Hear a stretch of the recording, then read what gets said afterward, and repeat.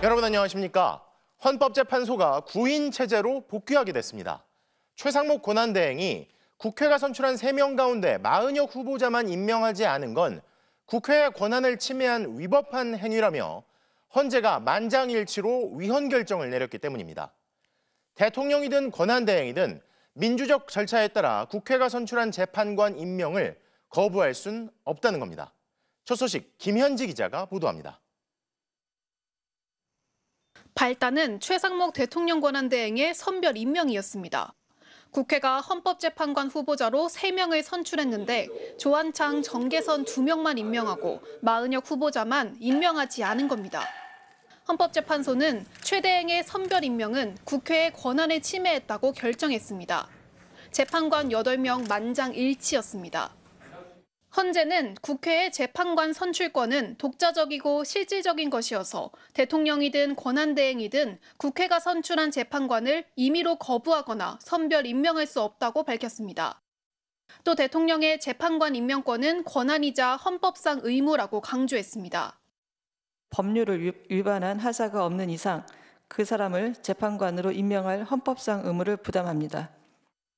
여야 합의가 확인돼야 임명한다는 최 대행 측 주장도 받아들이지 않았습니다. 사건에서 교섭단체 대표의원들은 협의를 거쳐 국회의장에게 재판관 후보자를 추천하는 공문을 발송하였고 이에 따라 국회의장이 재판관 선출안을 제출함으로써 인사청문회와 본회의 의결 절차가 진행되었음을 인정할 수 있습니다.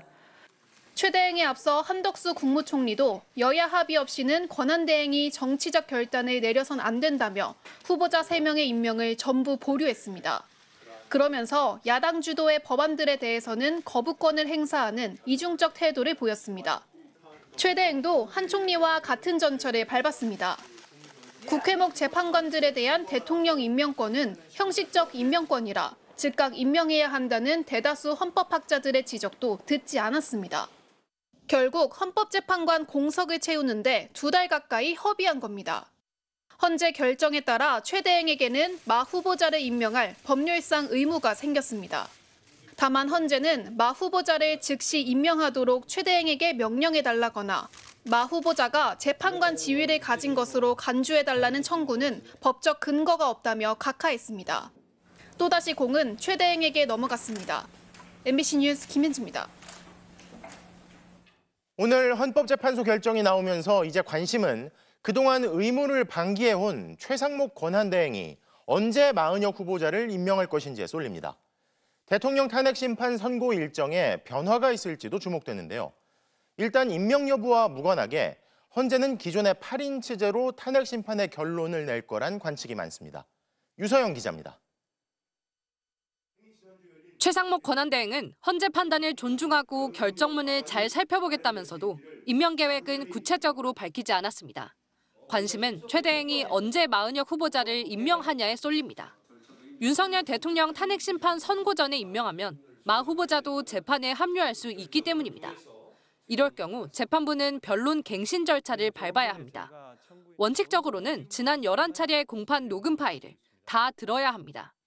재판장이 요지를 설명하는 식으로 신속하게 진행할 수도 있지만 윤 대통령 측이 동의하지 않을 수 있습니다.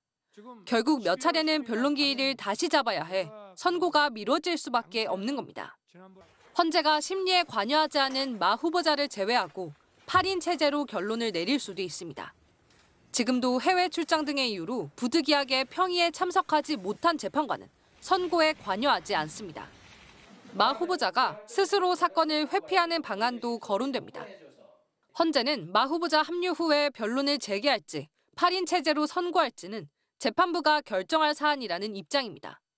다만 헌재가 그동안 신속 심리를 강조해온 만큼 8인 체제 선고에 무게를 두는 관측이 많습니다. 사건을 청구한 우원식 국회의장은 최 대행이 즉각 마 후보자를 임명하라고 촉구했습니다. 임명 절차를 조속히 진행하여 헌법재판소 구인 체제의 복원을 매듭짓기를 요청합니다. 여야 반응은 극명하게 엇갈렸습니다. 민주당은 최 대행은 국회 권한을 침해하고 헌법에 반하는 행위를 한 것을 사죄하고 즉시 임명하라고 압박했습니다. 국민의힘은 헌재가 다수당의 의회 독재를 용인한 거라면서 여야 합의 없이는 마 후보자를 임명해선 안 된다고 했습니다. 윤 대통령 측도 대통령 탄핵 심판의 의결 정족수를 확보하려는 정치적 꼼수라며 헌재를 또 공격했습니다. 헌법학자 100여 명이 모인 헌정 회복을 위한 헌법학자 회의는 최 대행이 헌재 결정을 거부한다면 헌법재판소의 존재 이유를 부정하는 것으로서 결코 용납할 수 없다며 즉각 임명의 헌법상 의무를 다하라고 촉구했습니다. MBC 뉴스 유서영입니다. 김건희 여사가 직접 나는 조선일보 폐간에 목숨을 걸었어 라고 말하는 육성 공개 파장이 커지고 있습니다. 조선일보가 명태균 씨로부터 대통령 부부 공천 개입 의혹 관련 녹음 파일을 받은 뒤 모종의 과정을 거쳐 김 여사가 경로했다고 전해지는데요. 대체 대통령 부인이 왜 공천 개입 의혹까지 받는 것이며 언론사들을 비난하며 폐간을 운운하냐부터 말이 안 되지만 이 조선일보가 의혹 관련 중요 자료를 확보하고도 왜 보도를 하지 않았는지 역시 논란입니다. 윤수환 기자가 보도합니다. 작년 12월 비상계엄 뒤 지인과의 대화에서 조선일보의 강한 불쾌감을 드러낸 김건희 여사. 조중동이야말로 우리나라를 망치는 애들이에요. 지네 말 듣게끔 하고 뒤로 다 기업들하고 거래하고 얼마나 못된 놈들인 줄 알아? 난 조선일보 폐간에 난 목숨 걸었어. 이 육성을 공개한 주간지 시사인의 주진우 편집위원은 명태균 파일이 김 여사를 자극했던 걸로 보고 있습니다. 작년 10월 조선일보가 명 씨에게서 파일을 입수한 상황을 알고 화를 냈다는 겁니다. 조선일보는 이 파일을 보도하지 않았습니다. 조선일보는 입장문에서 수차례 보도에 동의해달라고 요청했지만 명 씨가 거부하거나 응답하지 않아 기사를 쓸 수 없었다고 밝혔습니다. 하지만 명 씨 측의 설명은 조금 다릅니다. 언론사가 보도를 해야 되는데 보도를 하지 않고 보고한 것으로 의심할 만한 내용입니다. 남상권 변호사는 오늘 MBC 취재진을 만난 자리에서 조선일보가 알리바이를 만들려는 것이라고 말했습니다. 알리바이의 구체적 의미에 대해선 말을 아꼈습니다. 문제의 파일에는 윤석열 대통령 부부의 공천 개입 정황이 담긴 명태균 사건의 핵심 물증이 들어있던 걸로 알려져 있습니다. 그런데도 조선일보는 대화 당사자인 명 씨의 동의 없이 공개하면 통신비밀보호법에 저촉될 수 있다며 보도가 불가능했다고 했습니다. 일각에선 최고 권력자인 대통령의 공천 개입 의혹을 고발해 얻는 사회적 공익이 실정법 위반에 우선한다는 반론도 제기합니다. 보도의 공익성이 굉장히 크기 때문에 형법 20조에 의해서 정당 행위로 위법성이 조각된다는 판단이 내려질 가능성도 매우 높다고 판단됩니다. 윤 대통령 부부와 명 씨 간의 통화 녹음의 경우 통비법 위반 소지를 고려했다 해도 통화 녹음 외에 이들 간 주고받은 메시지 등은 왜 보도하지 않았는지 의문이 남는다는 지적도 나옵니다. MBC는 명 씨에게서 파일을 건네받은 조선일보 기자에게 수차례 연락했지만 답을 받지 못했습니다. MBC 뉴스 윤수환입니다. 자, 이번엔 명태균 씨 수사 소식입니다. 서울중앙지검 수사팀이 오늘 창원으로 내려가서 명 씨를 조사했는데요. 창원지검 나가 있는 취재기자 연결해 수사 상황 물어보겠습니다. 자, 조희원 기자, 오늘 조사 어떻게 진행이 됐습니까? 네, 검찰은 오늘 오전 10시부터 창원구치소에 수감돼 있는 명태균 씨를 창원지검으로 불러 조사했는데요. 조사는 오후 5시 반쯤에 종료됐습니다. 지난 17일 서울중앙지검으로 사건이 이송된 뒤 검찰이 명 씨 직접 조사에 나선 건 오늘이 처음입니다. 명 씨는 오후 4시까지 변호인과 함께 조사를 받다가 이후에는 사실대로 진술하는 것이니 변호인은 필요 없다면서 혼자 조사를 받았습니다. 검찰은 오늘 첫날 조사에서는 앞서 창원지검이 진행한 수사 내용을 재확인하는 데 집중한 것으로 알려졌습니다. 검찰이 명 씨를 조사한 건 지난 1월 중순이 마지막입니다. 결국 오늘 국회 본회의를 통과한 이른바 명태균 특검법이 임박하자 수사에 속도를 내는 게 아니냐는 지적이 나오기도 했는데요. 명 씨 측도 오늘 검찰 수사를 믿을 수 없다며 거듭 특검을 요구하기도 했습니다. 직접 들어보시겠습니다. 특검을 가자고 하는 거고 특검에 가서 이 정치인들의 민낯은 어떤 것인지 그걸 밝히고자 해서. 자, 사실 관심은 그동안 속도를 내지 않았던 검찰이 윤 대통령 부부 수사까지 할 수 있겠느냐, 또 그 시점이 언제겠느냐 하는 거잖아요. 오늘 윤 대통령 부부 관련한 조사가 있었는지 확인이 됩니까? 네, 수사의 핵심은 명 씨가 여론조사를 무상 제공하는 대가로 윤 대통령 부부가 2022년 국회의원 보궐선거에서 김영선 전 의원 공천에 개입했는지 여부잖아요. 오늘 검찰이 관련해서 한 질문을 주목해서 볼 필요가 있습니다. 명 씨 측은 검찰이 윤 대통령 부부에게 대선 경선 당시 여론조사를 출력해서 전달한 적이 있었냐고 물었다고 했습니다. 명 씨가 윤 대통령 부부에게 여론조사 결과 보고서를 전달한 물증은 검찰이 이미 확보한 상태잖아요. 그런데도 이 질문을 한 이유가 뭔지 전직 검사들에게 취재를 해보니까 향후 압수수색을 위한 명분을 확보하는 차원일 수 있다고 했습니다. 다만 또 다른 핵심 의혹 중 하나인 오세훈 서울시장 후원자 김한정 씨가 여론조사 비용을 대납했는지 의혹에 대해선 직접적인 질문은 오늘 없었다고 했습니다. 검찰은 내일도 명 씨를 소환할 계획인데요. 재개된 검찰 수사의 끝이 윤 대통령 부부 또 여권 유력 대선 주자인 오세훈, 홍준표 시장에게 향할 것인지 주목되고 있습니다. 지금까지 창원지검에서 전해드렸습니다. 이번 검찰 수사의 주요 쟁점은 윤 대통령 부부의 공천 개입과 오세훈, 홍준표 시장 등의 여론조사 비용 대납 의혹입니다. 검찰 수사가 제대로 진행된다면 명태균 게이트에 연루된 여권 정치인이 더 늘어날 수 있다는 관측도 나옵니다. 구민지 기자의 보도입니다.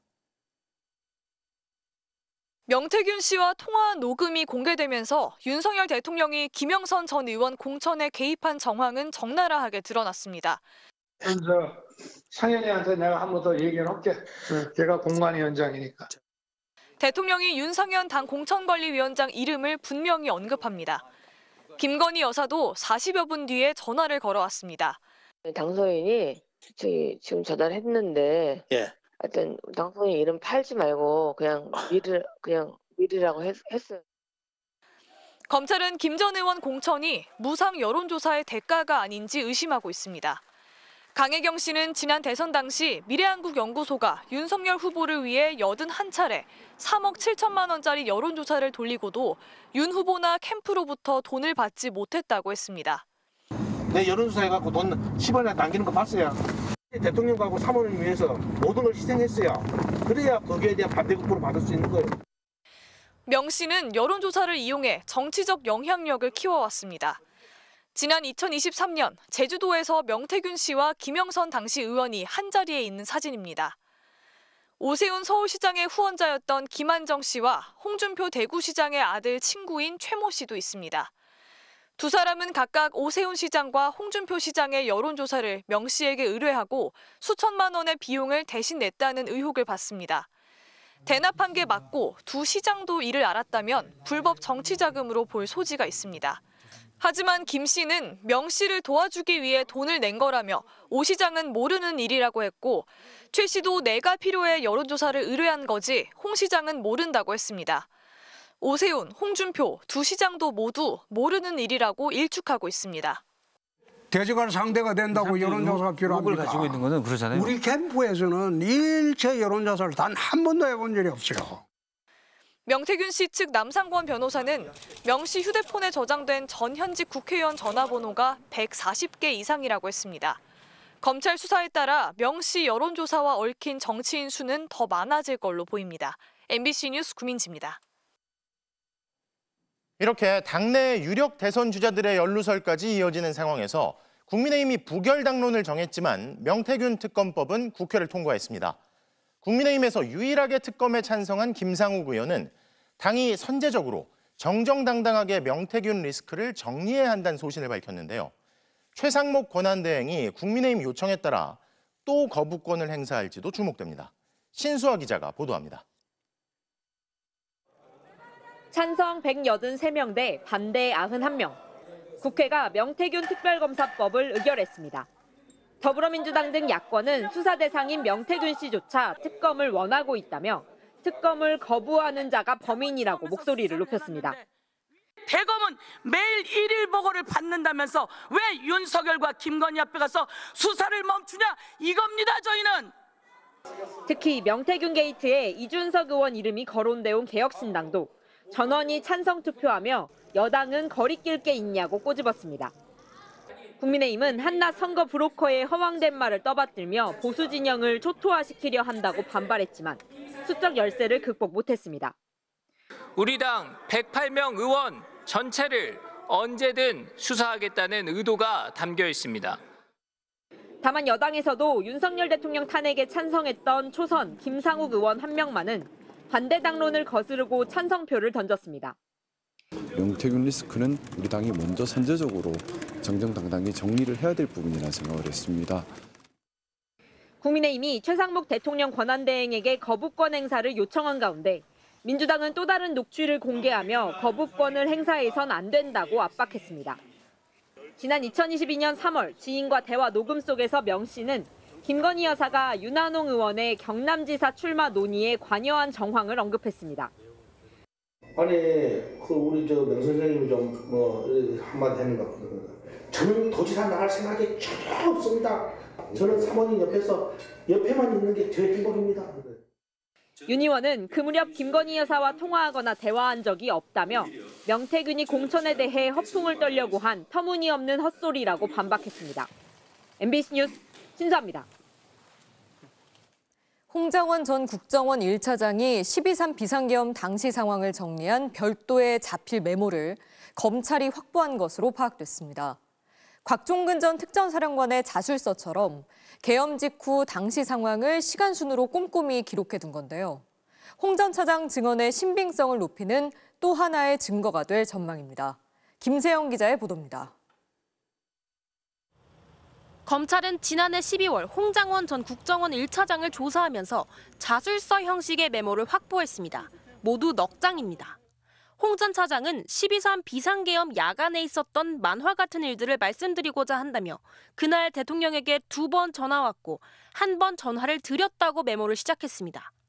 오후 10시 53분 걸려온 두 번째 전화에 대해 봤지 비상계엄 발표하는 거 이번 기회에 다 잡아들여 싹 다 정리해 국정원에도 대공수사권 줄 테니 우선 방첩사를 도와 지원해 자금이면 자금, 인력이면 인력, 무조건 도와라는 윤석열 대통령의 지시사항을 꼼꼼히 적었습니다.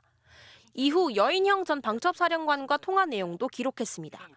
홍 전 차장이 대통령 전화 받았어, 방첩사를 지원해주래라고 하자 여 전 사령관이 이걸 도와달라, 저희 체포조가 나갔는데 소재 파악이 안 된다, 명단을 불러드리겠다, 시간이 없다, 그냥 불러드리겠다고 했다는 겁니다. 홍 전 차장은 여 전 사령관이 불러준 대로 작성한 명단도 검찰에 제출했습니다. 이재명, 우원식, 한동훈 등 모두 14명입니다.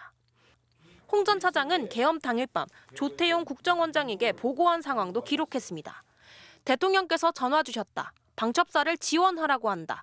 한동훈, 이재명을 잡으러 다닌다고 한다고 하자 조 원장이 내일 아침에 이야기하시죠라고 했고 그래도 업무 지침이나 방향을 주셔야죠라는 말에는 자리에서 일어나 버렸다는 겁니다. 이 메모는 계엄 당일 상황이 시간 순으로 정리돼 있습니다. 작성 시점은 작년 12월 6일 국회 출석 전이었습니다. 홍 전 차장은 이 메모를 토대로 국회와 헌재에서 일관되게 증언해온 것으로 보입니다. 싹 다 잡아들여, 싹 다 정리해, 우선 방첩사를 도와 지원해, 자금이면 자원, 인력이면 인력, 무조건 도와라는 취지로 말하였죠. 그렇게 기억합니다.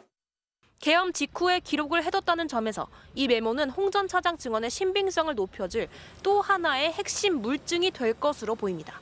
MBC 뉴스 김세영입니다. 탄핵 심판에서 윤 대통령 측은 주요 쟁점에 대한 정면 승부보다는 증인들의 말이 바뀌었다고 주장하며 신빙성 깎아내리기에 집중하는 듯 보였습니다. 하지만 정작 주요 사안에 대해 여러 차례 말을 바꾼 건 윤석열 대통령 자신이었는데요. 변론이 진행되면서 계속 달라진 윤 대통령의 말을 팩트체크 알고 보니에서 이준범 기자가 따져왔습니다. 비상계엄의 절차적 정당성을 따질 핵심 사안인 국무회의 개최. 5차 변론에 나온 윤 대통령은 비상계엄 전 국무회의가 열렸고 신원식 국가안보실장이 국정원장과 함께 참석했다고 말했습니다. 8시 한 반 무렵에 국무회의 하려고 이제 여러분 이제 국무위원도 오시고 비서실장, 안보실장이 들어오는데 안보실장하고 국정원장이 같이 오는 겁니다. 그래서 제가 아니 어떻게 되는 겁니까? 미국에 있는 거 아닙니까? 그런데 이후 7차 변론에 나온 신원식 실장의 말은 완전히 달랐습니다. 자신은 당일 밤 10시쯤에야 대통령실에 도착했고 국무회의는 열리는 줄도 몰랐다는 거였습니다. 22시 1분에 이제 용산에 도착을 했고 국무회의도 참석을 안 했고요. 국무회의는 뭐 열리는지도 몰라서 그냥 저는 다른 방에 있었습니다. 이후 8차 변론에서 윤 대통령의 말이 달라졌습니다. 국정원장과 함께 왔다는 사람이 신원식 실장에서 부속실장으로 바뀐 겁니다. 8시 반경에 부속실장이 모시고 들어오길래 제가 화들짝 놀랍니다. 원장님 미국 안 계셨어요? 하니까 핵심 쟁점 중 하나인 체포명단과 관련된 발언도 달라졌습니다. 윤 대통령은 5차 변론에서 비상계엄 당시 여인형 방첩사령관이 체포 대상자에 대한 위치 추적을 국정원에 요청했다는 건 말이 안 된다고 주장했습니다. 국정원은 수사권이 없고 검거는커녕 위치 추적을 할 수가 없습니다. 뭐 협력해서 한다고 하는데 그런 거를 방첩사령관이 모를 리가 없고 그래서 저 자체는 이제 말이 안 된다고 저는 보고 있고요. 그런데 정작 당사자인 여인형 사령관은 답변을 회피하며 부인하지 않았습니다. 그러면 홍장원 1차장에게 14명 정도를 체포하려는데 또 위치를 좀 확인해달라 이런 말을 하신 기억은 나나요? 그 부분 마찬가지로 형사재판에서 좀 정확히 따질 부분이 홍장원 씨와 관련돼서는 많습니다. 10차 변론에 나온 윤 대통령은 여 사령관이 단순 동향 파악을 위해 위치 추적을 요청한 거라고 말을 바꿨습니다. 여인형 사령관은 저게 순작전통이고 해가지고 도대체 이 수사에 대한 개념 체계가 없다 보니 위치 확인을 좀 동향 파악을 하기 위해서 했는데 홍장원 전 차장과 만났다는 횟수도 달라졌습니다. 8차 변론 때는 홍 전 차장과 딱 한 번 밥을 먹었다고 단언한 윤 대통령. 저는 기억력 아주 정확한 사람입니다. 딱 한 번 식사한 적이 있습니다. 그런데 10차 변론에서 홍 전 차장이 윤 대통령을 6번 만났다며 구체적인 자리까지 밝히자 제가 기억하기로는 8번입니다. 저녁에 한 2번, 보고 자리 한 4번, 한 6번으로 기억이 됩니다. 곧바로 몇 번 봤다고 말을 뒤집었습니다. 몇 차례 본 적도 있고 또 뭐 일도 열심히 하는 것 같고 이렇게 해서 제가 격려 차원의 전화를 한 건데 탄핵 여부를 가를 핵심 사안마다 말을 바꾼 윤 대통령. 그 사이에는 항상 윤 대통령의 말을 부정한 결정적인 증언이 있었습니다. 알고 보니 이중범입니다. 서울대와 고려대, 이화여대 등 대학교에 윤석열 대통령 지지자들이 난입하는 일이 계속되고 있는데요. 5.18 민주화 운동의 시작이 된 전남대학교에서도 극우 유튜버들이 주도하는 탄핵 반대 집회가 열렸습니다. 윤석열 대통령 취임식에 특별 초대되기도 했던 안정권 씨 등 외부인들이 가세해 욕설과 막말을 쏟아냈는데요. 윤석열 대통령이 극렬 지지층을 부추기고 극우 유튜버들이 선동에 나서면서 개강을 앞둔 대학가가 위협받고 있습니다. 송구민 기자가 보도합니다. 전남대학교 교문 앞으로 태극기와 성조기를 든 윤석열 대통령 지지자 수십 명이 모였습니다.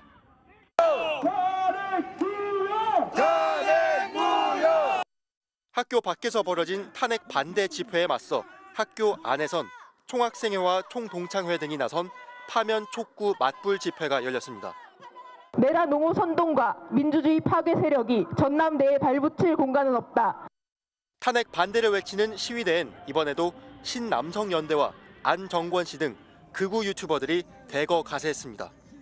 조선 야 연변 전라도인 저거지. 안 씨는 앞서 고려대 등 서울 대학가에서 열린 탄핵 반대 집회에도 잇따라 참석했고 이화여대에선 아예 학교에 난입해 학생들을 위협하며 난동을 부렸습니다. 시끄럽자 시끄러. 안 씨는 과거 5.18 민주화 운동, 세월호 유족에 대한 폄하를 일삼아 수차례 수사와 재판까지 받았는데도 버젓이 윤석열 대통령 취임식에 초대돼 논란을 빚은 인물입니다. 특별 초청장 뭐냐? 특별 초청장. 또 안 씨 누나는 대통령실에서 일하는 등 긴밀한 관계를 이어왔는데 탄핵 이후 대학가를 돌며 극우 시위대를 선동하고 있는 겁니다. 여기에 일부 학생들까지 가세해 교내 충돌로 번지는 건 결국 탄핵 심판정에서까지 극렬 지지층의 결집을 유도한 윤 대통령 탓이라는 분석이 나옵니다. 캠퍼스의 자유와 안전을 위협하고 또 이런 알고리즘을 통해서 이런 게 확산되면서 사회 극단주의까지 악화할 수 있는 굉장히 복합적인 문제를 야기한다고 생각이 됩니다.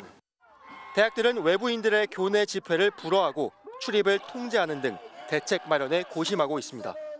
하지만 경찰은 집회를 통제해달라는 학교 측 요청이 있더라도 경찰력을 학교 안으로 투입하는 건 굉장히 신중할 수밖에 없다며 소극적인 모습을 보이고 있습니다. MBC 뉴스 손구민입니다. 윤석열 대통령 관저 앞에서 밤새 쏟아지는 눈을 맞으며 탄핵을 촉구했던 키세스 시위대 기억하실 텐데요. 경찰이 이 집회를 주도했던 민주노총 위원장을 소환했습니다. 신고된 장소를 벗어나서까지 시위를 벌였다는 건데 같은 시간 윤 대통령 체포를 저지하겠다며 경찰과 충돌했던 극우 시위대에 대한 수사는 별다른 움직임이 없습니다. 송정훈 기자입니다. 쏟아지는 눈을 오롯이 맞으며 은박담요 한 장을 덮고 밤새 자리를 지킵니다. 윤석열 대통령 1차 체포영장 집행이 실패하자 한남동 관저 앞에서 3박 4일 밤샘 집회를 이어간 이른바 키세스 시위대입니다. 경찰이 이 집회를 주도한 민주노총 양경수 위원장을 집시법 위반 혐의로 불러 조사했습니다. 밤샘 시위 과정에서 집회 참가자가 늘어나면서 일부가 신고 장소를 벗어났다는 겁니다. 민주주의 대한민국을 바로 세우기 위해 애쓴 투쟁을 집시법 위반으로 범죄시하여 탄압하는 조사인지 다시 한번 묻습니다.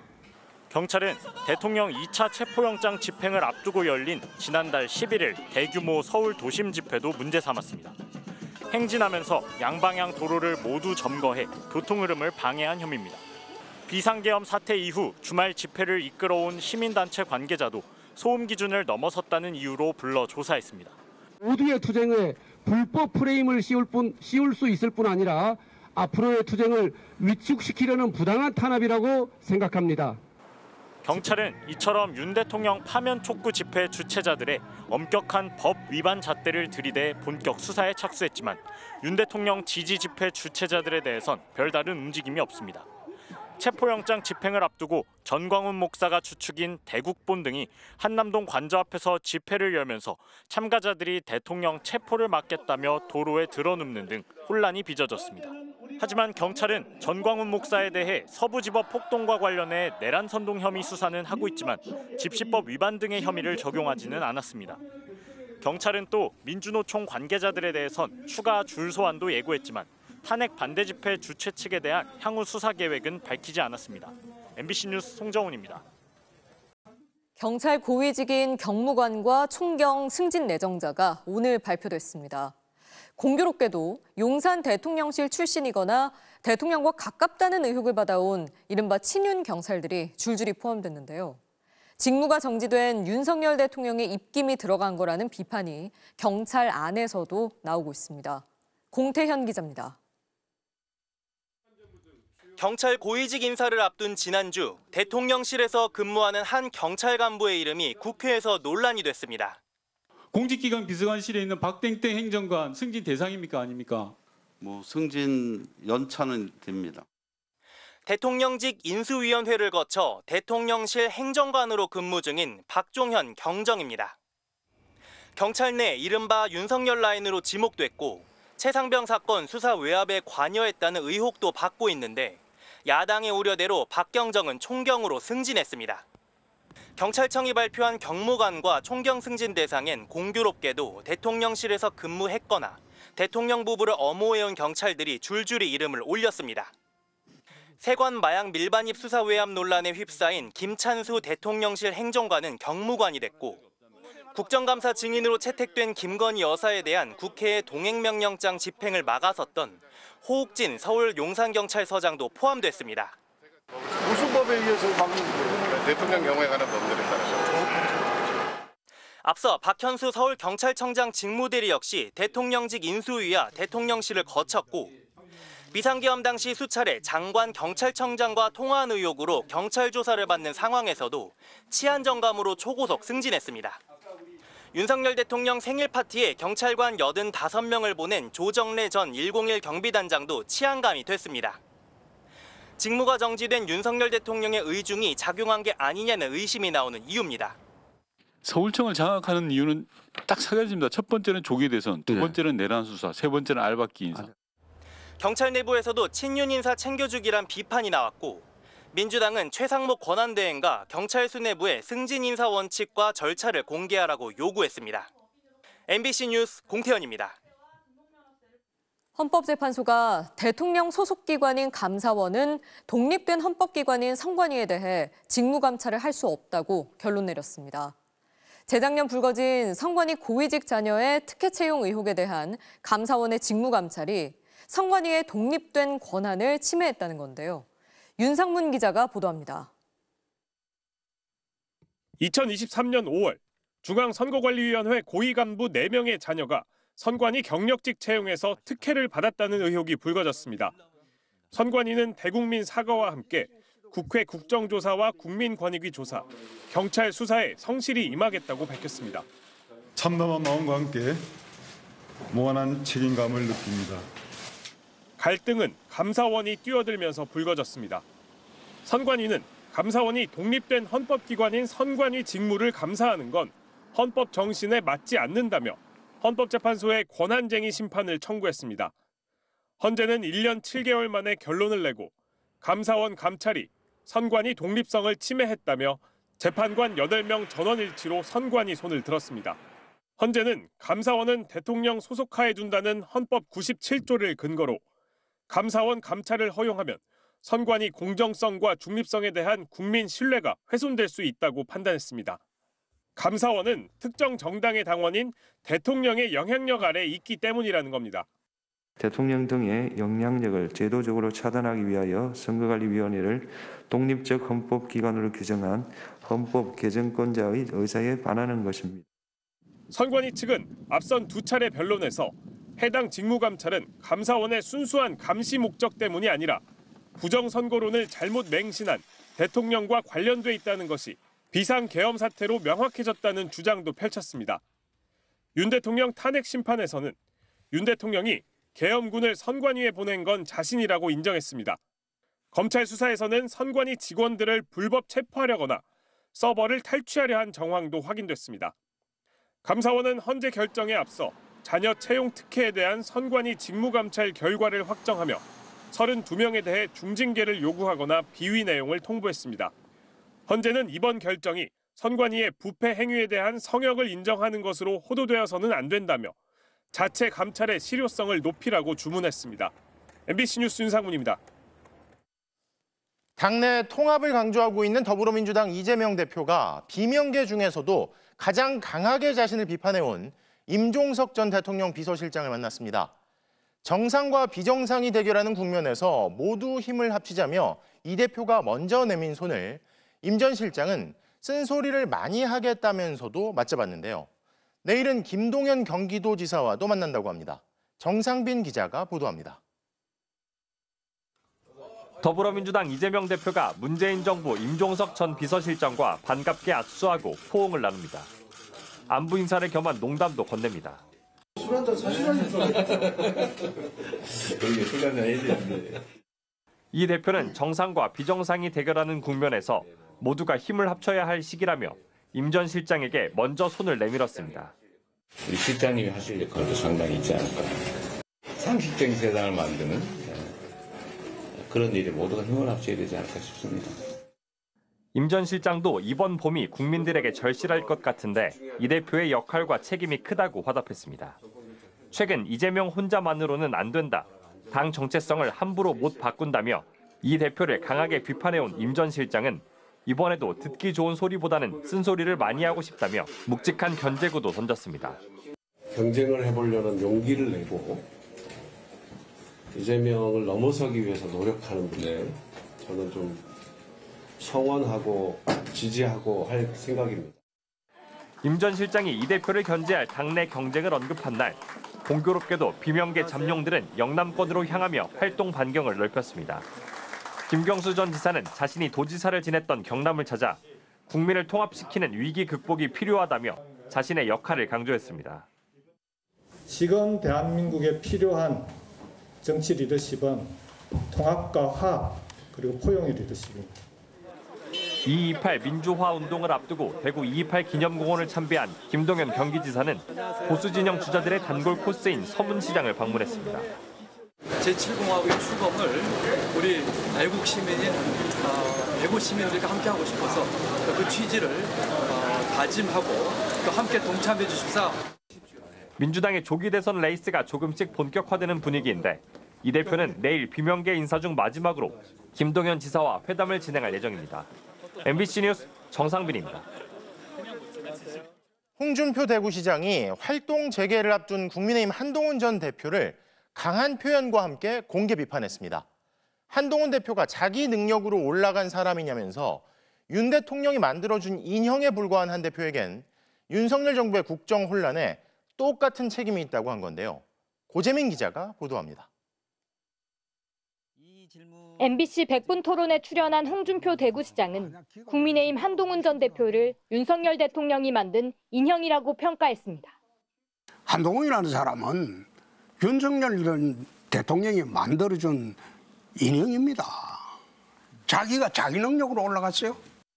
윤석열 정부의 국정 혼란은 한 전 대표에게도 똑같은 책임이 있다면서 으름장을 놨습니다. 어쨌든 한동훈 대표는 충분히 이야기 다 했으니까 어쨌든 하든 말든 내가 관여 안 하겠어요. 잠시만요, 대표님. 대신 들어오면 나한테 잠깐만요. 죽는다. 평소 한동훈 전 대표를 애라고 부르며 평가절하했던 홍준표 시장이 한 전 대표가 책 출간과 함께 다시 등판을 예고하자 공세 수위를 한층 더 높인 겁니다. 이에 대해 한 전 대표는 별다른 입장을 내놓지 않았습니다. 한동훈이 당대표가 되면 이 당은 배알도 없는 정당이고 다 해체해버려야 된다. 그런 그건까지 하신 분이라갖고 굳이 뭐 대응을 해야 되는가 하는 생각이 듭니다. 조기 대선을 염두에 둔 한동훈 전 대표의 행보에 친윤계를 중심으로 당내 반응은 여전히 싸늘합니다. 떠날 때 좀 아름답지 못해가지고 좀 타이밍이 시기적으로 굉장히 어렵겠다는 생각이 들어요. 빨리 피는 꽃은 빨리 시들기 마련이다. 저는 이 이야기를 꾸준하게 제가 한동훈 대표에게 이야기를 했고 또 지금도 해주고 싶습니다.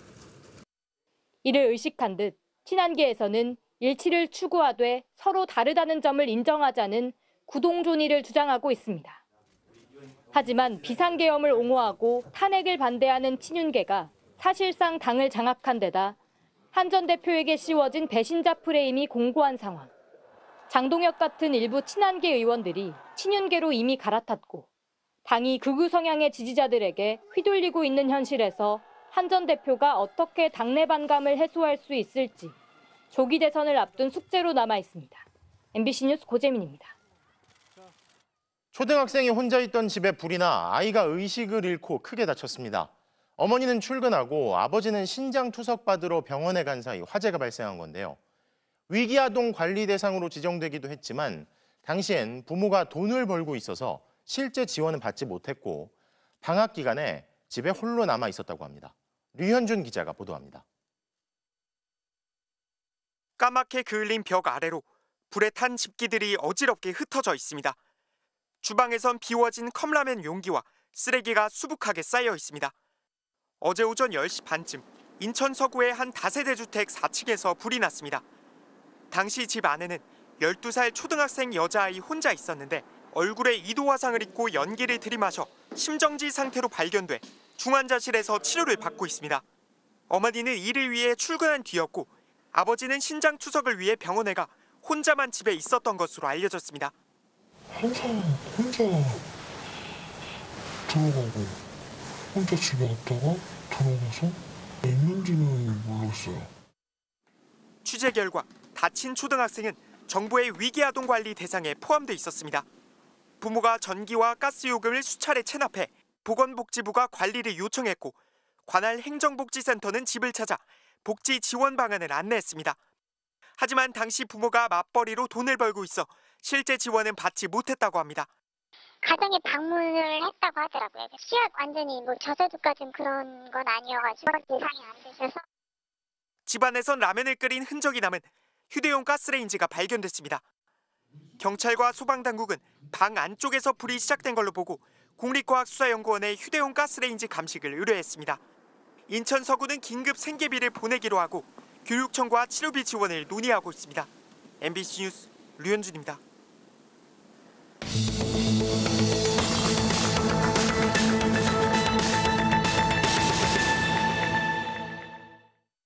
뉴스 현장에서 사실을 확인하는 현장 검증입니다. 대전에서 8살 김하늘 양이 늘봄학교를 마치고 귀가하다 목숨을 잃은 뒤 학부모들의 불안감이 커지고 있죠.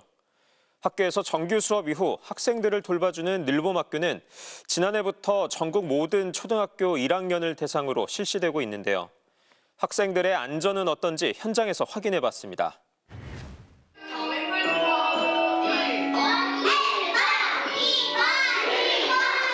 교실 바닥에 나란히 앉은 아이들이 선생님의 구호에 맞춰 율동을 합니다. 학교에서 학부모를 대신해 방과 후나 방학 중에도 아이들을 봐주는 늘봄학교 돌봄교실입니다. 김하늘 양이 세상을 떠난 뒤 요즘은 상당수 학부모들이 돌봄교실을 마친 아이를 데리러 직접 학교로 찾아오고 있습니다. 곳곳에 어떤 일이 있을지 사실 알 수가 없고 지금 방학에 같이 걸어가는 길이 좀 위험할 수 있다고 생각해서 학부모가 오기 어려운 아이들은 대부분 학원차를 타러 갑니다. 그런데 교문을 나오자마자 향한 곳은 근처 공원입니다. 그래, 학원차로 가야 되지 않아? 아직 안 왔어요. 넓은 공원에서 달리기도 하고 놀이기구도 타며 보낸 시간은 10여 분. 그 사이 지켜보거나 돌봐주는 어른은 없습니다. 이게 이렇게 놀다가 모르는 어른이나 모르는 사람들이 와서 말 걸거나 어디 가자고 하면 어떻게 해야 돼? 응? 안 된다. 돌봄 교실을 마치고 교문을 나온 또 다른 아이. 공터를 지나고 인도를 따라 한참을 걷더니 아무도 없는 공터에 앉아 홀로 시간을 보냅니다. 학원차가 오기까지 10여 분 동안 역시 지켜봐준 어른은 없었습니다. 예, 안녕히 계세요. 조심 잘 가. 혼자 여러 아이들을 돌봐야 하는 돌봄 전담사들로서는 아이들의 학교길까지 챙기기는 어렵습니다. 교실에 남아있는 아이들이 있기 때문에 제가 그 학교하는 아이를 위해서 교문까지 나갔다가 남아있는 교실에 있는 아이들이 싸울 수도 있고 다칠 수도 있는 부분. 보시다시피 이곳 돌봄교실 주변에는 CCTV가 한 대도 없어 학생들이 교실을 나선 이후부터의 이동 경로 파악이 힘든 상황인데요.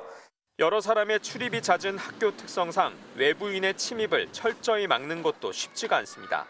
이처럼 준비가 미흡한 상황에서 당장 다음 주에 개학을 맞는 일선 학교들은 걱정이 이만저만이 아닙니다. 50명에서 100명이 될 수 있는 문제가 되거든요. 그렇죠. 그 아이들이 왔는지 안 왔는지 출석 체크만 하는 그런 개념으로 바뀌지 않을까. 교육부 관계자는 새 학기부터 초등학교 1, 2학년 학생 대상 대면 인계 동행기가 원칙을 강화한다고 밝혔습니다. 하지만 그조차도 범위가 학교 교문 안까지로 제한돼 있어 학교길 안전에 대한 학부모들의 불안은 쉽게 가라앉지 않을 것으로 보입니다. 현장 검증 김태윤입니다. 비상 계엄을 선포합니다.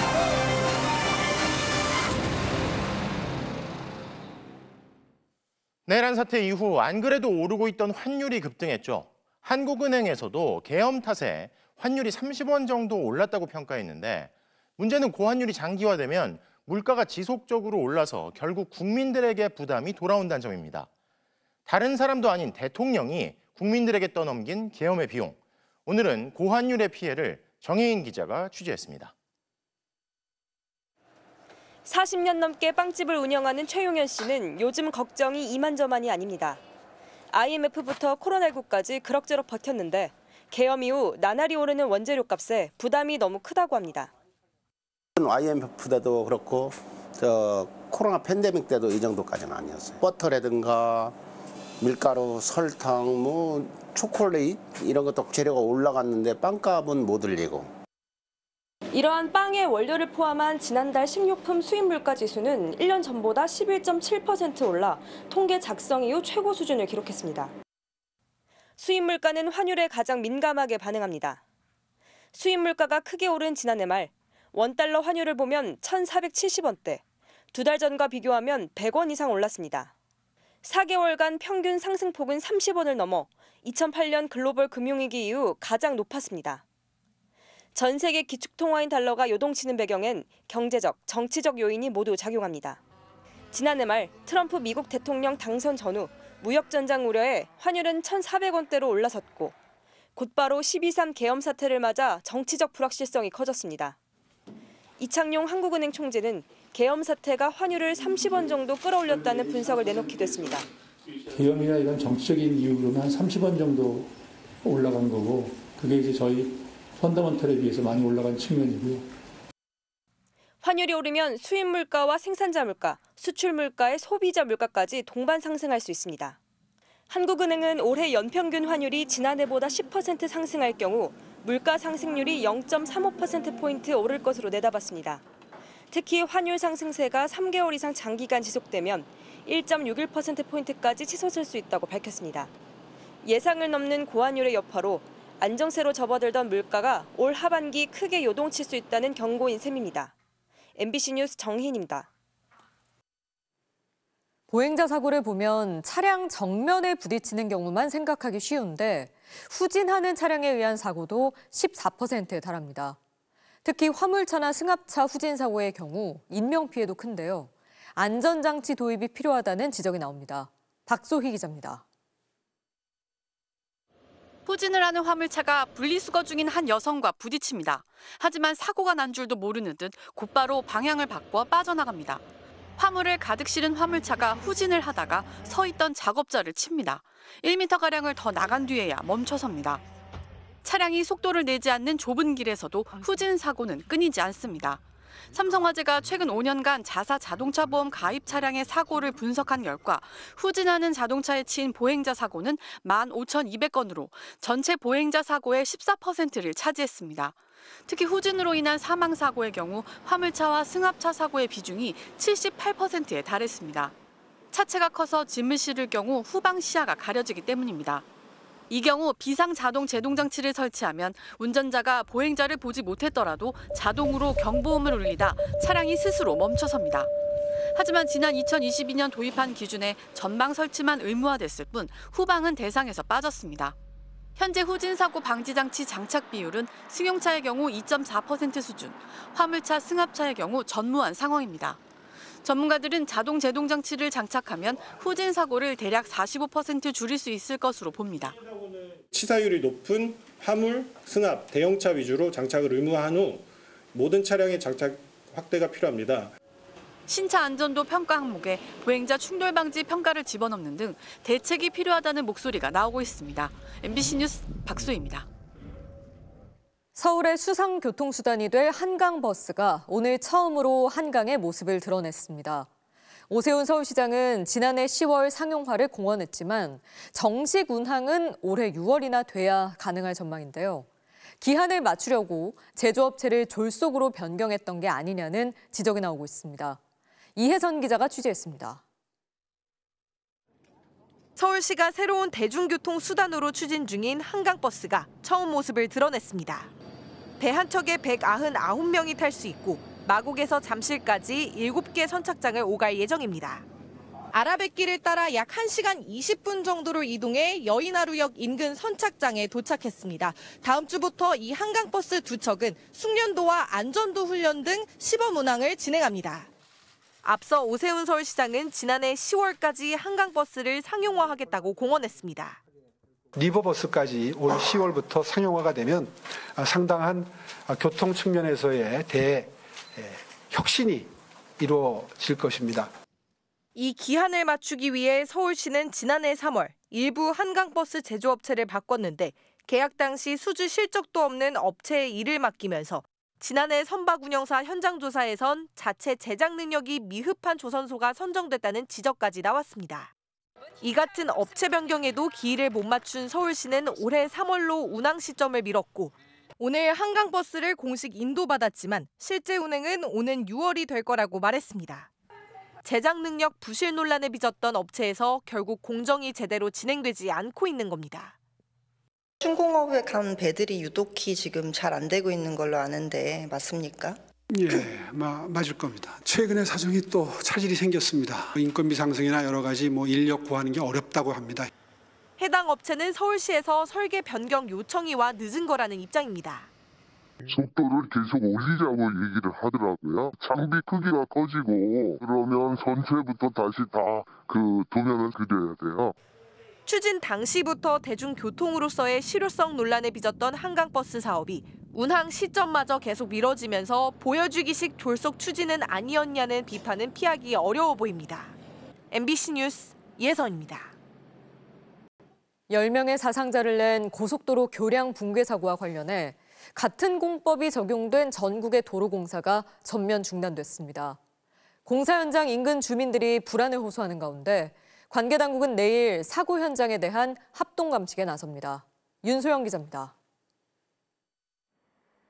세종 천안 고속도로 교량 건설 현장. 48m의 교각 위 콘크리트 구조물을 옮기는 빨간색 이동장치가 덩그러니 놓여 있습니다. 이곳은 교량 공사용 차량 출입로지만 공사 중단으로 도로를 지나는 중장비는 한 대도 보이지 않습니다. 이 공사 현장도 지난 25일 붕괴 사고 현장과 같이 미리 제작한 구조물을 현장에서 조립하는 DR 겉어 공법이 적용됐습니다. 혹시 모를 추가 피해를 막기 위해 정부는 같은 공법이 사용된 전국의 교량 공사 현장 3곳에 대해 공사 중지 명령을 내렸습니다. 해당 공사 현장은 사고 당일에 자체적으로 작업을 중단한 것으로 알려졌습니다. 안전 조치가 이행될 때까지 작업 중지 상태가 이어질 예정인데 인근 주민들의 불안감은 가시지 않고 있습니다. 안전하고 천천히 하는 게 좋지, 사고 안 나게. 빨리빨리만 하면 다 부실 공사지. 철저하게, 완벽하게. 그거요. 내 부탁하는 거는. 시공사인 현대 엔지니어링에 대한 수사도 속도를 내고 있습니다. 전담 수사팀을 꾸린 경찰은 현대 엔지니어링을 비롯한 업체 관계자들을 참고인 신분으로 불러 조사를 이어갔습니다. 현대 엔지니어링의 최고 안전 책임자는 물론 지난해 취임한 대표이사도 수사 대상에 포함될 가능성이 있습니다. 어디에서부터 잘못됐는지는 처음부터 끝까지 다 살펴볼 필요성이 있으니까 소위 말하는 참고인 조사라든지 그런 식으로 시작을 해서 점점 범위를 좁혀나가는 방식으로. 해당 공사를 발주한 한국도로공사 역시 중대재해처벌법 시행 이후 약 3년 만에 처음으로 수사를 받게 됩니다. 이번 사고 후속 조치로 고용노동부는 현대 엔지니어링이 시공 중인 도로와 철도, 굴착공사 건설 현장 22곳에 대해 산업안전감독을 실시하기로 했습니다. 또 다리 간 거리가 50m 이상인 전국 349개 교량을 긴급 점검할 계획입니다. 경찰과 국립과학수사연구원, 산업안전공단 등 5개 기관은 내일 오전 사고 원인 규명을 위한 합동 감식에 나섭니다. MBC 뉴스 윤소영입니다. 흔히 엑스레이를 찍는다고 하죠. 앞으로 한의사들도 방사선 촬영을 통한 진단을 하겠다고 선언했습니다. 아직 법적 근거가 없는 상태에서 어느 한의사가 엑스레이 검사를 했다 기소됐지만 무죄가 확정됐기 때문인데요. 의사단체는 오진으로 환자 피해가 클 거라고 반발합니다. 조명아 기자입니다. 클라이밍을 즐기다 떨어져 발목을 다친 한 남성이 한의원을 찾았습니다. 요 부위가 좀 아프세요? 네, 그쪽에. 네. 한의사는 골절도 의심된다며 정형외과에서 엑스레이를 찍어오라고 합니다. 한번 촬영을 해가지고 오시면 제가 그 다음에 좀 치료를 해드릴게요. 골절인지 모르고 치료했다가 오진할 수도 있으니까. 한의사의 엑스레이 촬영은 현행법규에 근거가 없기 때문입니다.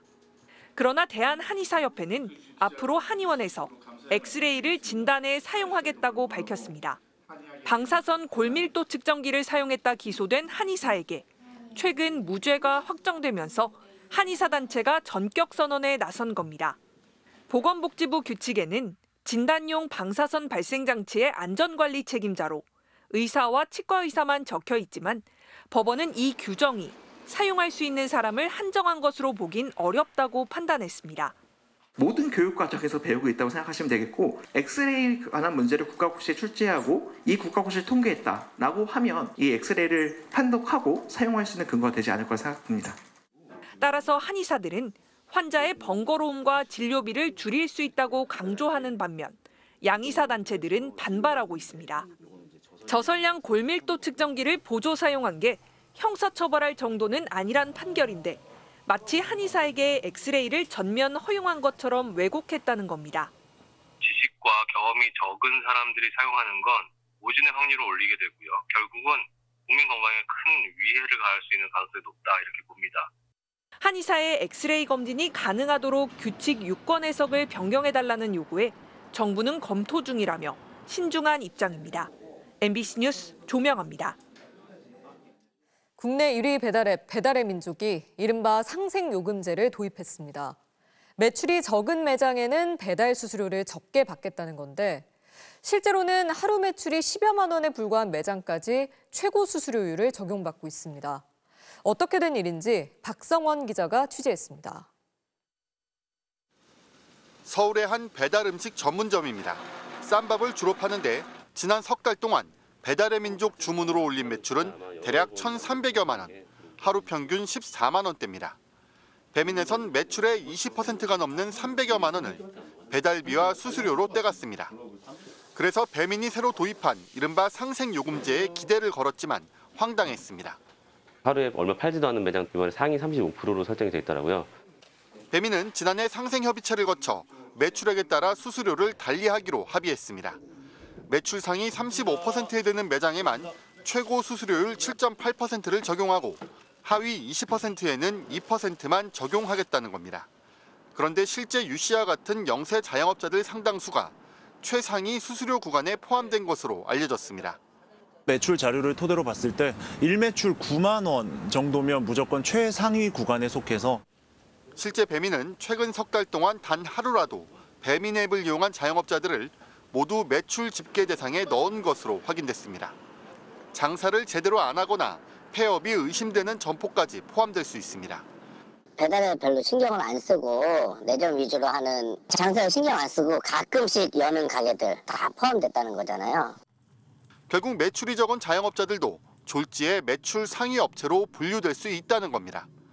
배민 측은 35%의 분류 기준은 영업 비밀이라 공개할 수 없고 그 이하의 업체들은 수수료 절감 효과를 보고 있다는 입장을 밝혔습니다. MBC 뉴스 박성원입니다.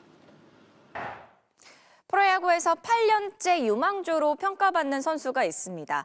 올해가 마지막이란 각오로 스프링 캠프에서 몸을 던지고 있는 LG의 송찬희 선수를 오키나와에서 김수근 기자가 만났습니다.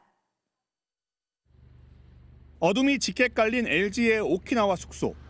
희미한 주차장 불빛에 의지한 채 신인급 투수와 야수들이 개인 훈련에 한창입니다.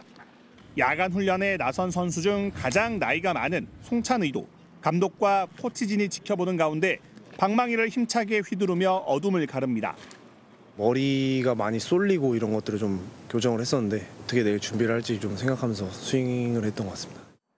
지난 2018년 입단해 곧바로 군대에 입대했던 송찬희는 지난 2022년 시범 경기 홈런 1위에 오르며 LG의 우타 거포 갈증을 풀어줄 제목으로 주목받았습니다. 하지만 반짝 활약에 그치면서 8년째 만년 유망주 꼬리표를 떼지 못했습니다.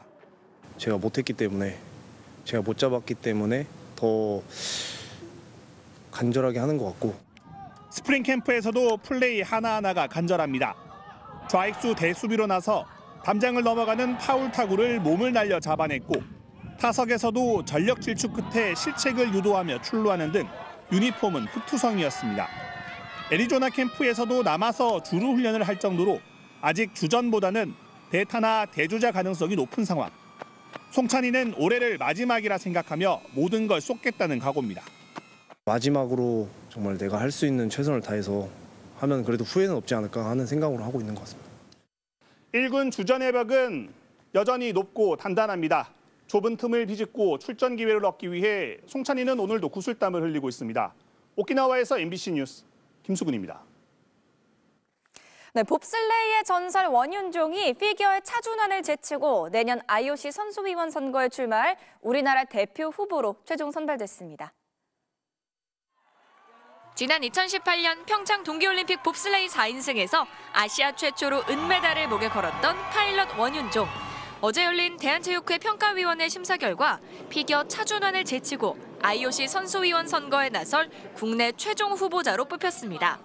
원윤종은 은퇴 이후 캐나다 캘거리에서 거주하며 필수로 꼽히는 영어를 공부했고 국제 봅슬레이 스켈레톤 연맹의 선수위원으로 활동해왔습니다.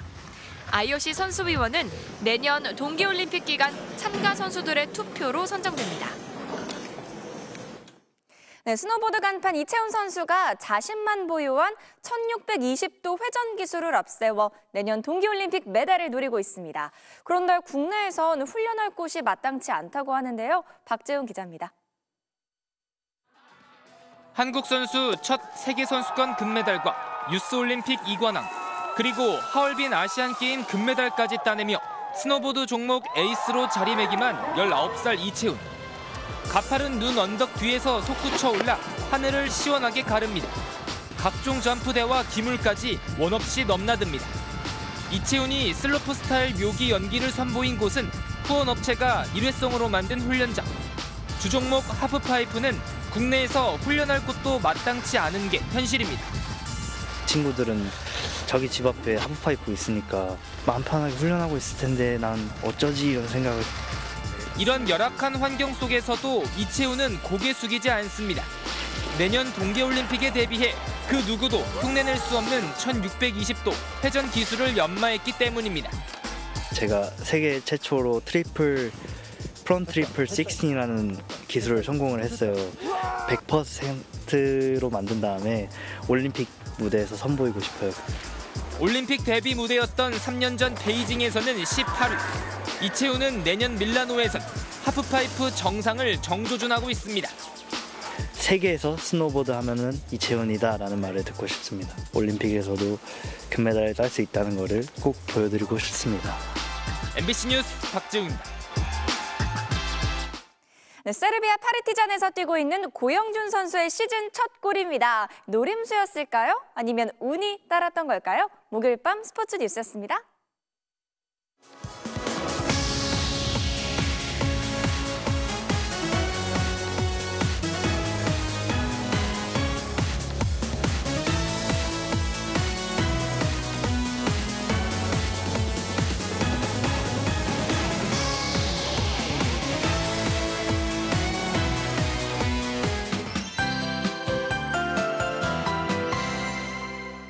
오늘 봄 기운이 가득했습니다.